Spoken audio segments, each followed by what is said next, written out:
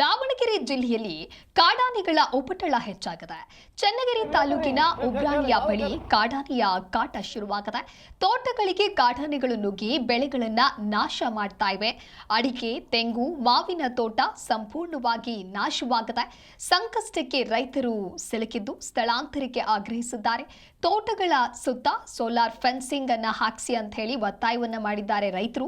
ಇನ್ನು ನೀರು ಮತ್ತು ಮೇವು ಅರಸಿ ಕಾಡಿನಿಂದ ಈಗ ಗಜಪಡೆಗಳು ನಾಡಿನತ್ತ ಬರ್ತಾ ಇರೋದ್ರಿಂದ ರೈತರು ಬೆಳೆದಿರುವಂತಹ ಎಲ್ಲ ಬೆಳೆಗಳು ಕೂಡ ನಾಶವಾಗ್ತಾ ಇದೆ.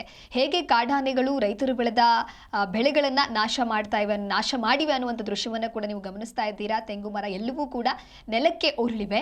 ರಾತ್ರಿ ವೇಳೆ ತೋಟಗಳಿಗೆ ಈ ಕಾಡಾನೆಗಳು ನುಗ್ಗಿ ಬೆಳೆಯನ್ನ ನಾಶ ಮಾಡ್ತಾ ಇದೆ.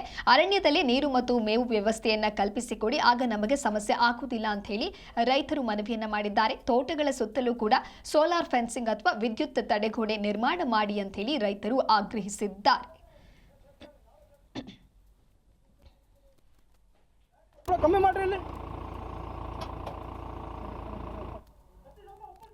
ಈ ಕುರಿತು ಮತ್ತಷ್ಟು ಮಾಹಿತಿಯನ್ನ ನೀಡ್ತಾರೆ ನಮ್ಮ ಪ್ರತಿನಿಧಿ ಕಲೇಶ್ ದೂರವಾಣಿ ಸಂಪರ್ಕದಲ್ಲಿ.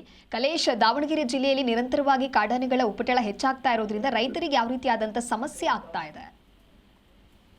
ದಿವ್ಯಜ, ನಿಜಕ್ಕೂ ರೈತರಿಗೆ ಒಂದು ಕಾಡಾನೆಗಳ ದಾಳಿಯಿಂದ ಸಾಕಷ್ಟು ನಷ್ಟನೂ ಆಗ್ತಿದೆ ಮತ್ತು ತೊಂದರೆ ಕೂಡ ಆಗ್ತಿದೆ ಅಂತಾನೆ ಹೇಳ್ಬೋದು. ಏನಂದ್ರೆ ಚನ್ನಗಿರಿ ತಾಲೂಕಿನ ಉಬ್ರಾಣಿ ಒಂದು ಭಾಗದಲ್ಲಿ ಒಂದು ಕಾಡು ಅಂಚಿನ ಪ್ರದೇಶದಲ್ಲಿ ಪ್ರತಿದಿನ ರಾತ್ರಿ ಒಂದು ಕಾಡಾನೆಗಳ ದಾಳಿ ನಡೆಸಿರ್ತಕ್ಕಂಥದ್ದು. ರೈತರ ಬೆಳೆದಂತ ಬೆಳೆಗಳ ಮೇಲೆ ಕಾಡಾನೆಗಳು ದಾಳಿ ಮಾಡಿ ಸಾಕಷ್ಟು ನಷ್ಟವನ್ನ ಉಂಟು ಮಾಡಿರ್ತಕ್ಕಂಥದ್ದೇನು. ಪ್ರಮುಖವಾಗಿ ಈ ಭಾಗದಲ್ಲಿ ಸಾಕಷ್ಟು ಅಡಿಕೆ ತೋಟಗಳನ್ನ ರೈತರು ಮಾಡಿರ್ತಕ್ಕಂಥದ್ದು. ಒಂದು ಅಡಿಕೆ ತೋಟ ಮಾಡಲು ಸುಮಾರು 6 ರಿಂದ 8 ವರ್ಷ ಬೇಕಾಗುತ್ತದೆ. ಇಂಥ ಕಷ್ಟಪಟ್ಟು ಬೆಳೆದಂತ ಬೆಳೆಗಳನ್ನ ಕಾಡಾನೆಗಳು ರಾತ್ರಿ ವೇಳೆ ಬಂದಂತ ಸಂದರ್ಭದಲ್ಲಿ ಅಡಿಕೆ, ಬಾಳೆ ತೋಟ ಸೇರಿದಂತೆ ಹಲವು ರೈತರ ಬೆಳೆಗಳನ್ನ ನಾಶ ಮಾಡುತ್ತವೆ. ಹೀಗಾಗಿ ರೈತರಿಗೆ ಇದು ಒಂದು ರೀತಿಯಾಗಿ ಸಾಕಷ್ಟು ದೊಡ್ಡ ಸಮಸ್ಯೆ ಆಗಿದೆ ಅಂತಾನೆ ಹೇಳ್ಬೋದು. ಈ ಭಾಗದಲ್ಲಿ ನಿರಂತರವಾಗಿ ಕಾಡಾನೆ ದಾಳಿಗಳು ನಡೆಯುತ್ತಾನೆ ಇರುತ್ತದೆ. ಆದ್ರೆ ಈ ಬಗ್ಗೆ ಒಂದು ಅರಣ್ಯಾಧಿಕಾರಿಗಳಿಗೆ ಶಾಶ್ವತ ಒಂದು ಪರಿಹಾರವನ್ನ ಕೊಂಡ್ಕೊಳ್ಬೇಕಂತ ಒತ್ತಾಯನ ಮಾಡ್ತಿದ್ದಾರೆ. ಆದ್ರೂ ಸಹ ಕಾಡಾನೆಗಳ ಉಪಟಳಕ್ಕೆ ನಿಯಂತ್ರಣ ಮಾಡಲು ಅರಣ್ಯ ಇಲಾಖೆ ಆಗ್ತಾ ಇಲ್ಲ.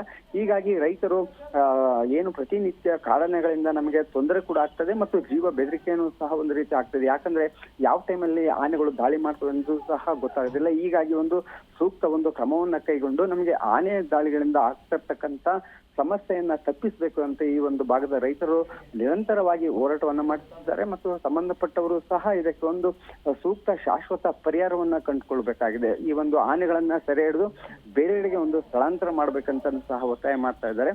ಒಟ್ಟಾರೆಯಾಗಿ ಹೇಳ್ಬೇಕಂದ್ರೆ ಈ ಭಾಗದಲ್ಲಿ ರೈತರಿಗೆ ಕಾಡಾನೆಗಳಿಂದ ಸಾಕಷ್ಟು ತೊಂದರೆ ಅನುಭವಿಸಿದ್ದಾರೆ ಅಂತಾನೆ ಹೇಳ್ಬೋದು. ಮತ್ತು ಇದು ಇಂದಿನದಲ್ಲ, ಸುಮಾರು ವರ್ಷಗಳಿಂದನೂ ಸಹ ಈ ಸಮಸ್ಯೆ ಇದ್ದು ರೈತರಿಗೆ ಒಂದು ಶಾಶ್ವತ ಒಂದು ಪರಿಹಾರವನ್ನ ಕಂಡುಕೊಳ್ಳುವ ಅವಶ್ಯಕತೆ ಇದೆ ಅಂತಾನೆ ಹೇಳ್ಬೋದು. ದಿವ್ಯದಾಸ್.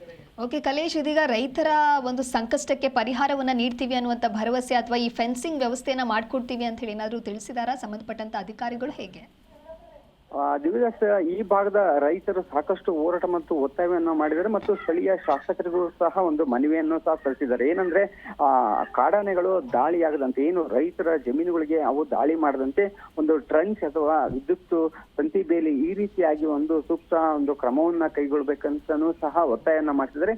ಈ ಬಗ್ಗೆ ಅರಣ್ಯ ಇಲಾಖೆಯವರು ಸಹ ಒಂದು ಅದು ಸಾಕಷ್ಟು ದಟ್ಟವಾದ ಕಾಡು ಇರುವ ಕಾರಣ ಅದಕ್ಕೆ ಒಂದು ಸರ್ಕಾರಕ್ಕೆ ಒಂದು ಪ್ರಸ್ತಾವನೆ ಸಲ್ಲಿಸಿ ಶಾಶ್ವತ ಪರಿಹಾರವನ್ನ ಕಂಡುಕೊಳ್ಬೇಕಂತನೂ ಸಹ ಅಧಿಕಾರಿಗಳು ಹೇಳಿದ್ದಾರೆ. ಬಟ್ ಆದ್ರೆ ಈ ಒಂದು ಕಾರ್ಯಗತಕ್ಕೆ ಬಂದಾಗ ಮಾತ್ರ ಒಂದು ರೈತರಿಗೆ ಒಂದು ಒಳ್ಳೆಯದಾಗತ್ತೆ ಅಂತಾನೆ ಹೇಳ್ಬೋದು. ಹಾಗಾಗಿ ಸರ್ಕಾರ ಮತ್ತು ಸಂಬಂಧಪಟ್ಟ ಇಲಾಖೆ ಅಧಿಕಾರಿಗಳು ಈ ಭಾಗದಲ್ಲಿ ಇರ್ತಕ್ಕಂಥ ರೈತರಿಗೆ ಯಾವುದೇ ತೊಂದರೆ ಆಗದಂತೆ ಮತ್ತು ಕಾಡಾನೆಗಳನ್ನ ನಿಯಂತ್ರಣಕ್ಕೆ ಒಂದು ಸೂಕ್ತ ವ್ಯವಸ್ಥೆಯನ್ನ ಕಲ್ಪಿಸಬೇಕಾಗಿದೆ. ದಿವ್ಯದಾಸ್. ಓಕೆ, ಥ್ಯಾಂಕ್ ಯು ಕಲೇಶ್ ನಿಮ್ಮೆಲ್ಲ ಮಾಹಿತಿಗಾಗಿ.